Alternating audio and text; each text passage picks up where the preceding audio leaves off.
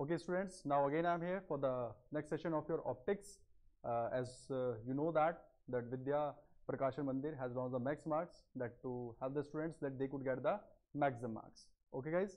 So without wasting time, so let's get started. As you know that in this particular chapter, the ray optics.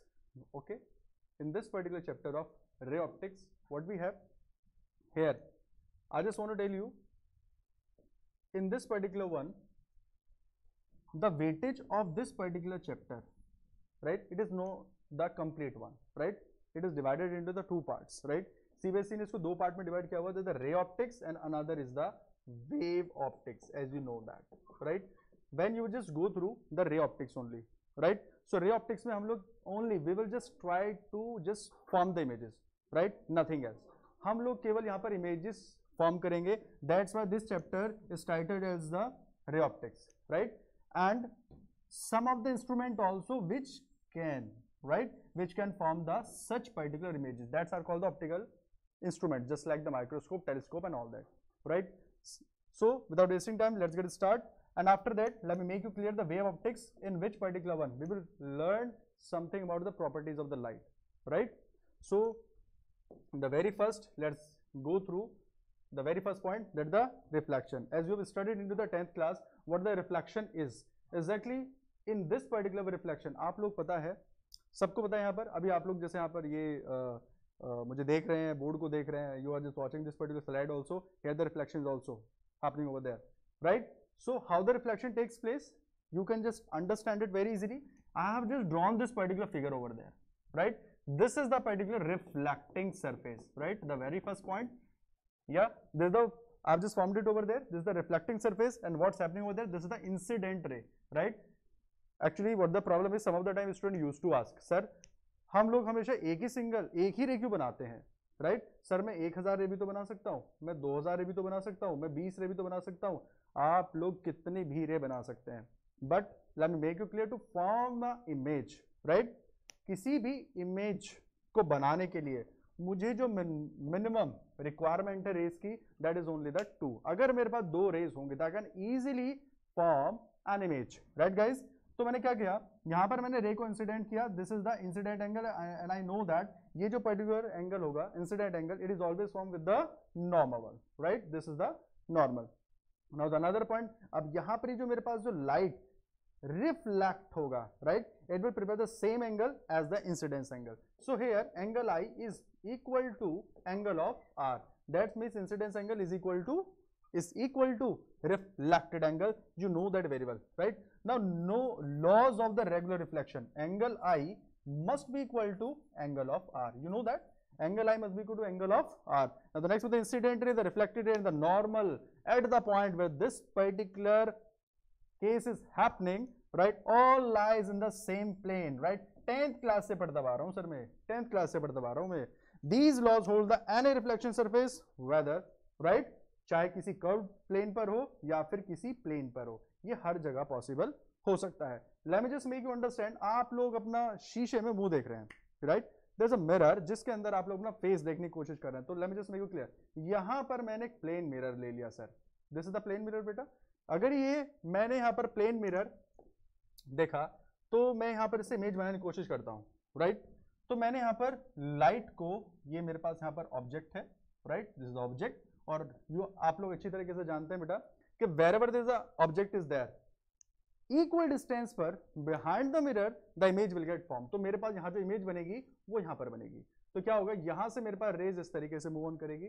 Now it will, यहां से reflection होगा बेटा. Now this will get move like that. So where sir, this is the normal one, right? This is the normal sir ji. और ये मेरे पास incident ray हो गया. Normal से एंगल बनाएगा, ये नॉर्मल से एंगल क्या बनाएगा सर, आई. और ये क्या हुआ, reflected with the normal one. So this would the reflected angle from the normal. That's okay. Now let's go through the next particular one. Here समझने की कोशिश कीजिएगा जरा. Now the spherical mirror. Spherical mirror किस type के होते हैं, right? अभी मैंने एक ब्लैंक स्लाइड यहाँ पर अरेंज किया हुआ है. Because of that you could understand.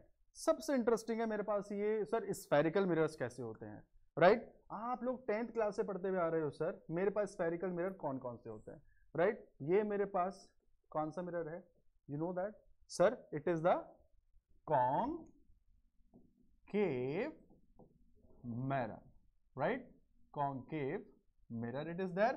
और अगर मैं क्या करता हूं, इसी तरीके से मैं यही शेप बना देता हूं बेटा, बट मैं पॉलिश कहां पर कर देता हूं, इस साइड में. That would be the convex mirror, right? ये मेरे पास दो टाइप के मिरर है, and one more that we can have the plane mirror. The plane mirror will not be consistent in the spherical one, right? क्योंकि spherical वो नहीं होता. तो सबसे पहले इसमें ये है, सर बनेगा कैसे? How we can just prepare it? You can just see it over there. The spherical mirror simply the part of the cut off from the surface of a hollow sphere which has been made smooth and silver polished. ये मैंने silver polish यहां पर कर दिया है, देख सकते हैं आप लोग. और उसने क्या कहा?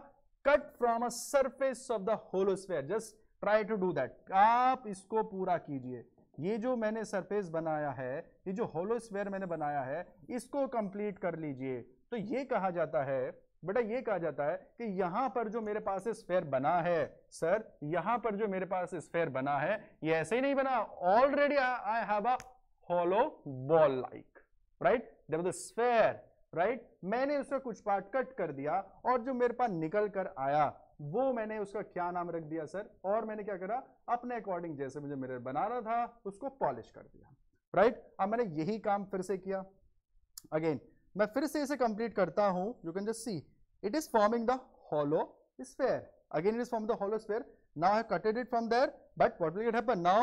इसका जो bulge part है, जो उभरा हुआ हिस्सा है, जो हिस्सा बाहर की तरफ निकला हुआ है, अब मैंने क्या किया, this part, right? मैंने क्या किया, जो अंदर वाला हिस्सा था, जो hollow sphere था, जो बॉल थी, मैंने उसके अंदर की तरफ क्या कर दिया, पॉलिश कर दिया. अब यहां पर क्या होगा, यहां पर ये मेरे पास कौन सी होगी, this is the reflecting surface. Got it? This would be the reflecting surface. The object will be here, the object will be there, but the reflecting surface will be this one. This will be the polished surface, right? So here, what else we can have? You can consider it. This one question कीजिएगा बेटा. Yeah. So here, what else we can have? Sir, concave mirror explained, convex mirror explained, right? So you can just see it from there. देखिए, if inner side of a spherical surface is silver polished, then it is called the convex mirror, right? Definition आप लोग अपने according समझ सकते हैं. That was the basic part, right? Now let's get move ahead. अब समझने की कोशिश कीजिएगा, relation between the focal and the radius of curvature size, right? अब समझने की कोशिश कीजिएगा. मैं इसी पर्टिकुलर पार्ट को कवर अप करता हूं, ठीक है? It is already that the green colour से दिखा हुआ है आपको बेटा. सो हियर ये मेरे पास है कॉन्केव, सब कुछ मुझे साफ साफ दिखा दे, there is the convex mirror. Okay guys, so here what's happening over there, यहां पर आपको पता होना चाहिए this is the centre of curvature. किसको कहा मैंने centre of curvature? Just try to understand.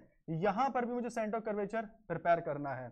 कहीं पर मैं इसको बोल दूंगा यहां पर एक point, right? I can call it the POLE, pole. And what I used to call it, this is called, sir, principal axis, PA. Got it? Again, this is a principal axis. This will also be the principal axis. Let's try to understand with the single one figure, right? So here what we have, sir, यहाँ पर मैंने ये क्या किया? What I have done, ये मेरे पास एक concave mirror है. So where the polish is there? Sir, polish मेरे पास यहाँ पर इस तरफ हिस्से में, right? Polish मेरी इस तरफ है. ये पोल हो गया, right sir? ये centre of curvature. Centre of curvature क्या होता है? कोई भी चिंता नहीं करना, right? You can understand it very very easily. Yes, थोड़ा सा मैं कलर चेंज करता हूं. अब इसको मैं पूरा क्या बना देता हूं, एक सर्कल बना देता हूं. You can understand that. तो क्या क्या हुआ, मैंने इस पार्ट को कट किया हुआ है, साइड वाले हिस्से में इसको पॉलिश किया हुआ फिर से. तो यहां पर समझने की कोशिश कीजिएगा, ये मुझे थोड़ा प्रॉपर नहीं लग रहा है, राइट? ये मुझे थोड़ा सा प्रॉपर नहीं लग रहा है, तो मैं इसको दोबारा से बनाने की कोशिश करता हूं. जरा समझने की कोशिश कीजिएगा. Let's see here, you can just, अगर मैं इसको पूरा कंप्लीट करता हूं तो कुछ ऐसा बनेगा. एक्चुअली पूरा स्फेरिकल नहीं लग रहा है, लेकिन आप इसको ऐसे समझिएगा. तो यहां पर बेटा ये मेरे पास पोल है, यहां पर ये क्या कहलाएगा इसका, यहां से लेके यहां तक. क्या है मेरे पास जो होलो स्फेयर है, क्या उसका डायमीटर नहीं होगा? Yes sir, 100% that will the diameter guys. So here there is the centre of curvature, this is the centre of this particular sphere. Now तो सेंटर ऑफ, ये क्या होता है मेरे पास, ये जो सेंटर कर्वेचर कुछ नहीं है actually, this will be equal to, तो CP है, देखो CP, तो सेंटर कर्वेचर या फिर मेरे पास जो पोल होगा उनके बीच का जो सेपरेशन है, you can call it the radius. You can call it the radius बेटा. Got it? तो यहां पर आप लोगों को एक फॉर्मूला मिलेगा. सर क्या, ये जो मेरे पास फोकल लेंथ होती है, it is equal to F is equal to R/2. Sir how it is R/2? Now let's try to draw a image from that particular one. ठीक है, मैं आपको एक इमेज ड्रॉ करके दिखाता हूं, जरा समझने की कोशिश कीजिएगा. या हेयर मेरे पास यहां पर एक बिल्कुल neat and clean, let's try to draw an image, right. मैं बताता हूं आपको रे किस तरीके से, राइट, कहां पर मूव करती है, राइट। यहां पर क्या है मेरे पास, this is the focus point, this is the centre of curvature point, got it guys. तो मेरे पास कहीं पर भी ये मेरे पास let us suppose there is a tree और काफी दूर है, राइट, इन्फिनिटी। ऑप्टिक्स की लैंग्वेज में इन्फिनिटी कुछ नहीं है। Infinity is all about whenever the object is very far, right? When object is very far. अगर ऑब्जेक्ट मेरा काफी दूर है तो हम ये बोल सकते हैं कि सर ऑब्जेक्ट मेरा इन्फिनिटी पर है, राइट। अब जैसे हम लोग टेलीस्कोप्स वगैरह यूज करते हैं तो ऑब्जेक्ट मेरा कहां पर होता है, where the object is, object मेरा काफी दूर होता है, मतलब स्काई में है, राइट। तो अब वो distance I can not measure, right, तो I use to consider it as the infinity distance. और अगर आपके पास यहां मान लीजिए मेरे पास ये जो मिरर्स है, मिरर है, लेंस है, whatever that we have, focal length 20 centimetre, radius of curvature 40 centimetre, whatever, तो ये सेंटीमीटर्स में है। और ऑब्जेक्ट कहां है मेरा, 300, 400, 500, 600 इतनी दूर है, उससे आप देखने की कोशिश कर रहे हैं, राइट। तो बेटा वो इन्फिनिटी की तरह काउंट होगा, राइट। तो इन्फिनिटी ऑप्टिक्स की लैंग्वेज में कहा जाता है when the object is very very far away, got it. तो यहां से मेरे पास रेज मूव ऑन करेंगी और हम लोग जानते हैं 10th क्लास से पढ़ते हुए आ रहे हैं, 10th क्लास से पढ़ते हुए आ रहे हैं, तो यहां पर क्या होगा, मेरे पास से पैरेलल निकल जाएंगे, गॉट इट। और अगर मैं एक रे और बना देता हूं तो अगर मैं क्या करता हूं, यहां पर पैरेलल रेस हमेशा जो आती है फोकस से जाती हैं, पैरेलल रेस जो भी आती है वो हमेशा फोकस से जाती है। तो ये तो पता चल गया आपको फोकस पॉइंट क्या होता है। So whenever the rays comes parallel to the principal axis, comes parallel to the principal axis, then it used to get focus at a point, that point is called the focus point, right? Clear? So here in this particular one, यहां से लेके यहां तक की length को मैं क्या बोल दूंगा, फोकल लेंथ। और बेटा यहां से लेके यहां तक पोल से, सभी डिस्टेंसेस पोल से ली जाते हैं बेटा, ये मेरे पास क्या होगा, सेंटर ऑफ कर्वेचर, और इसको मैं बोल दूंगा रेडियस। और ये जो पर्टिकुलर सेपरेशन होगा बेटा, ये भी मेरे पास फोकल लेंथ होगा और ये भी फोकल लेंथ होगा, तो ये भी एफ और ये भी एफ, टोटल मेरे पास कितना हो जाएगा, आर इक्वल टू कितना हो जाएगा मेरे पास 2f, तो f must be equal to r by 2, no problem is there, right. एक सबसे पॉइंट, एक इंपॉर्टेंट पॉइंट अभी डिस्कस करेंगे हम लोग, अभी देखेंगे इसको। So let's try to draw the another case, this was the concave and another case that we have the convex, you can just consider it. चलो इसी को मैं कंटिन्यू करता हूं, right. Now let's try to draw it. Now here what we have, you can just consider it. हम लोग यहां पर देखते हैं, मैंने इस वाली साइड में पॉलिश कर दिया, राइट, मैंने इस वाली साइड में पॉलिश कर दिया इसके ऊपर, तो मेरे पास यहां पर कहीं पर भी ऑब्जेक्ट हो सकता है, you can just see this, right. तो यहां पर सर, यहां कहां पर सेंटर कर्वेचर होगा, नो डाउट सर, इसको पूरा कीजिए, right, just make a complete what, whole square, got it. तो बेटा यहां से लेके यहां तक का जो सेपरेशन होगा that will be the radius of curvature, जिसको हम बोलते हैं सेंटर सी। और यहां पर फिर से मेरे पास क्या हो जाएगा, फोकस पॉइंट हो जाएगा, और ये पर्टिकुलर सेपरेशन मेरा क्या कहलाएगा, focal length, right, that will be the focal length. तो point to be noted over there, point to be noted over there, here what we can have, just try to understand guys. यहां पर आपसे ये कहा जाता है sir मुझे बहुत ही ज्यादा कंफ्यूजन होता है, ये कॉन्वेक्स और जो मेरे पास ये कॉन्केव के जो केसेस हैं sir, I am always confuse to how to remember the focal length of these one, how to remember the radius of curvature, when it will show the positive value, when it will show the negative value. बहुत आसान है बेटा, समझने की कोशिश कीजिएगा, बिल्कुल basic फंडा समझने की कोशिश कीजिएगा। आपको हमेशा ये चीज याद रखना है कि ऑब्जेक्ट कहां पर है। देखिए अगर मैं कॉन्वेक्स की बात करता हूं, ये देखिए, तो ऑब्जेक्ट आप लोग कहां पर रखेंगे, ऑब्जेक्ट आप लोग यहां पर रखेंगे। ये मेरे पास ऑब्जेक्ट है, ये मैंने ट्री बनाया, देख सकते हैं आप लोग, this the object that we have. So here in this particular one, ये जो मेरे पास ऑब्जेक्ट है, यहां से रेज अब ऐसे जाएंगी और इस तरह से ये क्या हो जाएंगी, रिफ्लेक्ट हो जाएंगी। तो आप जरा समझने की कोशिश कीजिए, रेज कहां पर आ रही है, देखिए, तो यहां पर मैंने क्या किया, ये मेरे पास पोल वाला पार्ट है, right, this is the pole part, right, ये मेरे पास पोल का पार्ट है दिस वन, और यहां पर भी मेरे पास ये पोल है, you know that very well, got it. तो यहां पर मेरे पास ऑब्जेक्ट है, रेज मेरी इस तरीके से मूव ऑन कर रही है, the rays are moving like this in this particular one. तो मुझे पॉजिटिव और नेगेटिव समझना है, तो आपको ये समझना, अगर मेरे पास जो रेज हैं, राइट, अगर rays, now all of these rays are moving toward the pole, right, all of these rays are moving toward the pole. तो आपको ये पॉइंट याद रखना है कि सर यहां पर जो कॉन्केव है, यहां पर इसकी जो फोकल लेंथ होगा कॉन्केव के केस में sir, that would be the negative. और कॉन्वेक्स की जो फोकल लेंथ होता है that would be the positive. Sir ऐसे कैसे, जरा समझने की कोशिश कीजिएगा, it is very very easy, you can just see this. या सर यहाँ पर मेरे पास एक ऑब्जेक्ट है, ये मैंने को ट्री ले लिया, कोई भी ऑब्जेक्ट ले सकता था।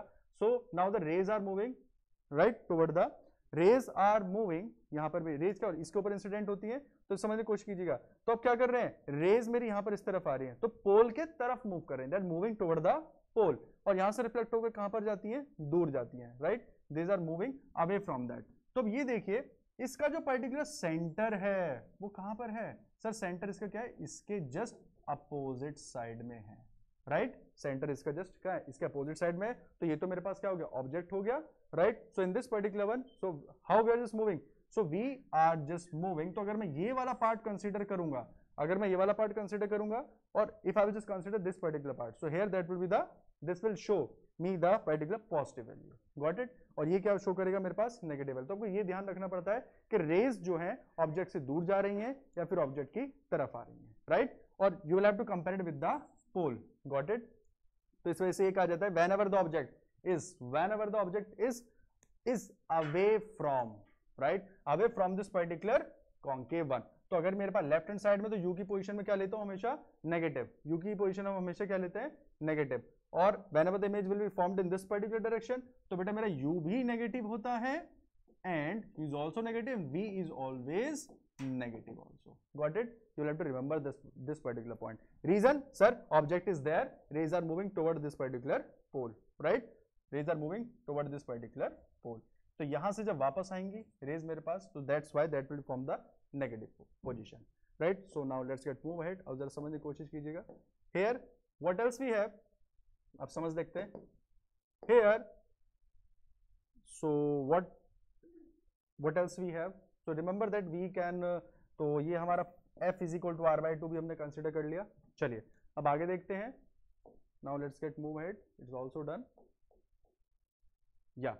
so now here the mirror formula, it is very easy, this is a particular formula to solve the problems, right। अगर मैं लेंस की बात करता हूं, you know that, अगर मैं लेंस की बात करता हूं sir 1/f must be equal to 1/v minus 1/u। लेकिन if I will just talk about the particular mirror one, तो यहां पर आपको क्या लिखना है, पॉजिटिव लेना है। and you know that मेरे पास जो हमेशा पोजीशन ऑफ द ऑब्जेक्ट जो होता है that is always negative. Reason being कि सर रे जो मेरे पास होती हैं वो हमेशा ऑब्जेक्ट से क्या होती हैं, that always used to get move, they always used to get move away from that particular one, you can just see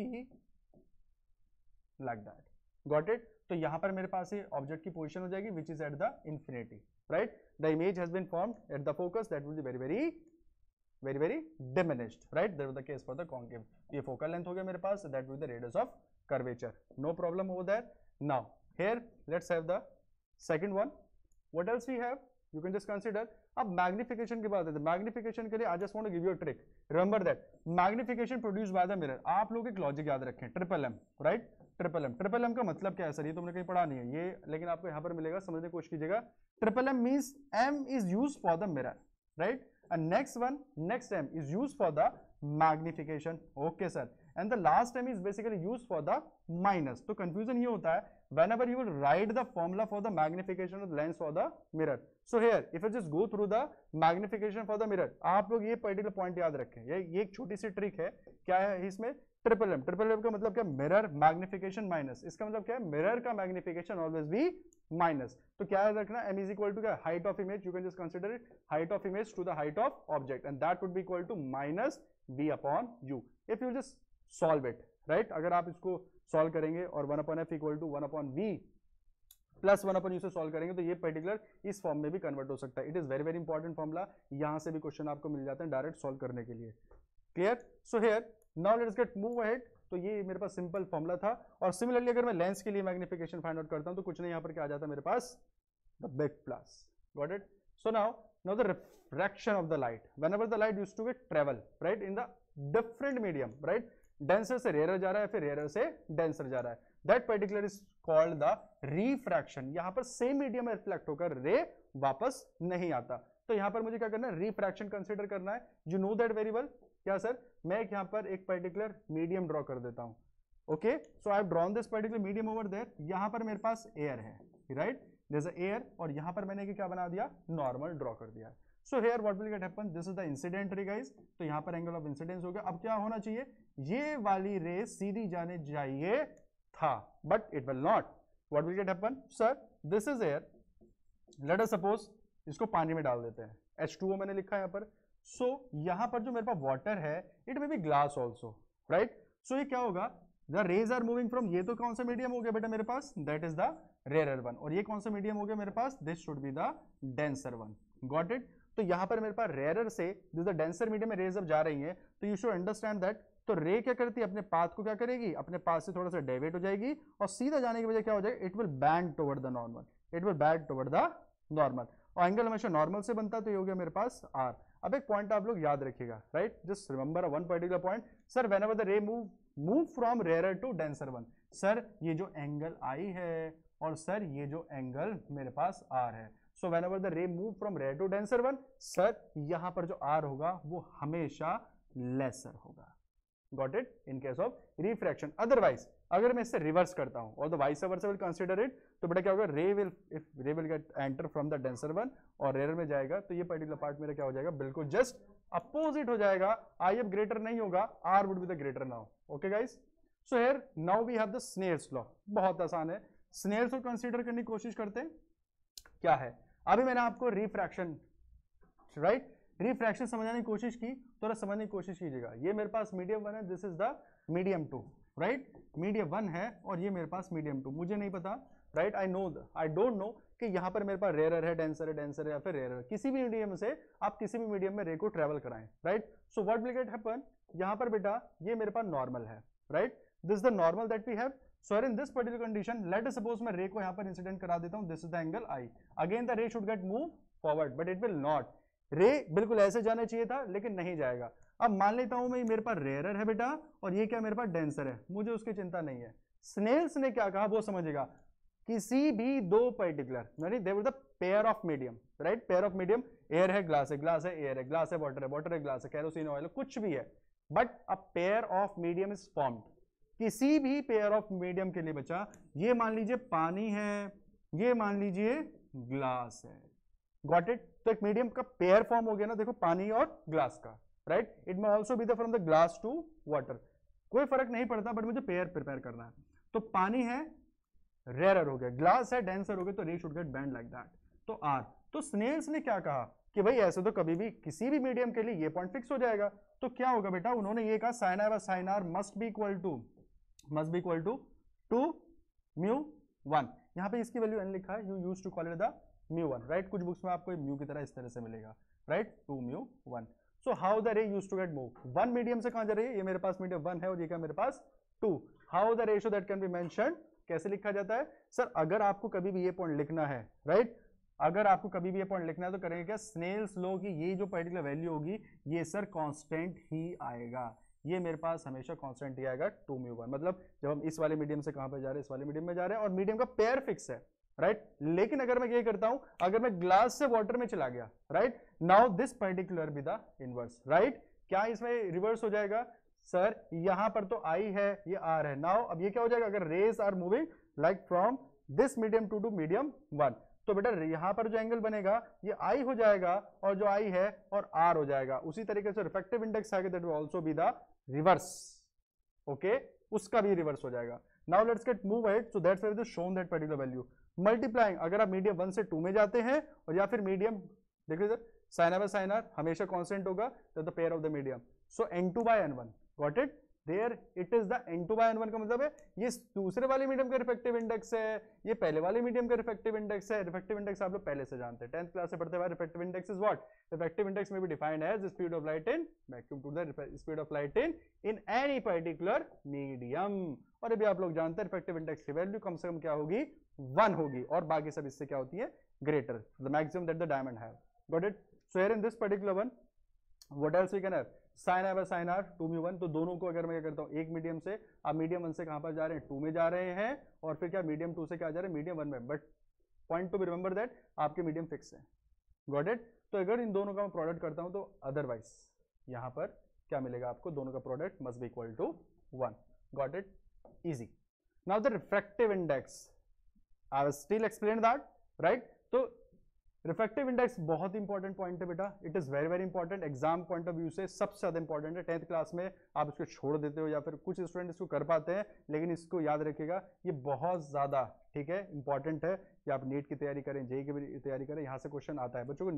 ये रिफ्रैक्टिव इंडेक्स थोड़ा क्लियर नहीं रहता, but keep it in your mind, it is very very important. तो speed of light in vacuum is always equal to c, और speed of light in right in any particular medium, कुछ भी हो सकता है मेरे पास ये medium, right, so that would be equal to v, कुछ भी हो सकता है, राइट। जैसे कि मुझे पता है भाई, मुझे ये पता है कि वाटर में जो मेरे पास लाइट की स्पीड होती है कितना होता है सर वाटर में speed? Yes sir, I know that it is about 1.9 approximate, you can also mention the 2 × 10 की पावर 8 मीटर पर सेकेंड। और वाटर का इफेक्टिव इंडेक्स क्या होता है sir? I also remember that 4/3, books में आपको मिलेगा 1.3333 and so on, got it? So now here we have the lambda here and lambda medium, you can also mention it with the help of the what? Wavelength. अगर आपको ये नहीं पता कि speed क्या है तो मैं क्या करूंगा, यहाँ पर ये मेरे पास स्पीड है तो ये क्या हो जाएगा मेरे पास f × lambda, speed is f × lambda, और ये भी क्या होगा f × lambda. f is the frequency, sir frequency is almost same because frequency always depends on the source, frequency is the property which uses for the source, आप उसे नहीं छेड़ रहे ना, तो that's why the frequency that will get cancel to each other, तो that with the ratio of the wavelength. तो I just want to give you the one particular trick over there. अगर आपसे रिफ्रैक्टिव इंडेक्स का ratio निकाला जाता है μ1/μ2, तो क्या होता है? रिफ्रैक्टिव इंडेक्स जितना ज्यादा होगा स्पीड उतना कम होगा। So what else you can write, इसको थोड़ा सा मैं प्रॉपर्ली लिखता हूँ, जरा समझने की कोशिश कीजिएगा, देखिए जरा इधर, और इसको नोट कर लीजिएगा, ये आपको बहुत हेल्प करने वाला है, राइट? Just see this, refractive index μ1/μ2 must be equal to speed of light what? 2/1, right? और यहां पर मैंने क्या चेक करा, जो मेरे पास स्पीड ऑफ लाइट का जो ये रेशियो होगा मेरे पास, देखो ये भी स्पीड है, ये वेवलेंथ है, स्पीड है वेवलेंथ है, तो डायरेक्टली ये भी क्या हो, ये इसकी प्रोपोर्शनल होगा बेटा, तो ये हो जाएगा मेरे पास λ2/λ1। और ये पॉइंट पे आपको पता होना चाहिए इफेक्टिव इंडेक्स पर क्या इफेक्ट पड़ता है टेम्परेचर का। मान लीजिए एक बार गर्म पानी और एक बार ठंडा पानी है, दोनों में रे को मैं ट्रेवल करा देता हूं, तो जो मेरे पास गर्म पानी होगा, गर्म पानी के मॉलिक्यूल्स होंगे बहुत तेजी से मोशन में होंगे, राइट, तेजी से मोशन में होंगे, जिस वजह से क्या होगा, लाइट अपने पास से ज्यादा डाइवर्ट नहीं हो पाएगी, कम डाइवर्ट होगी, जिस वजह से उसका इफेक्टिव इंडेक्स क्या हो जाएगा, टेम्परेचर बढ़ाने पर कम। तो इफेक्टिव इंडेक्स अगर ज्यादा तो टेम्परेचर हो जाएगा कम, राइट, तो ज्यादा तो कम हो जाएगा, और ये हो जाएगा मेरे पास दिस वन, राइट। और भी इसके पर्टिकुलर पॉइंट होंगे, वो हम आगे डिस्कस करेंगे, right. This all about the refractive index. Now let's go to the next one, तो next of the part that we will discuss, okay guys. So here these are all the little bit points that were that from the optics, that was the basic part we will discuss, and the rest of the part of the optical instrument we will discuss in the next session. Okay class?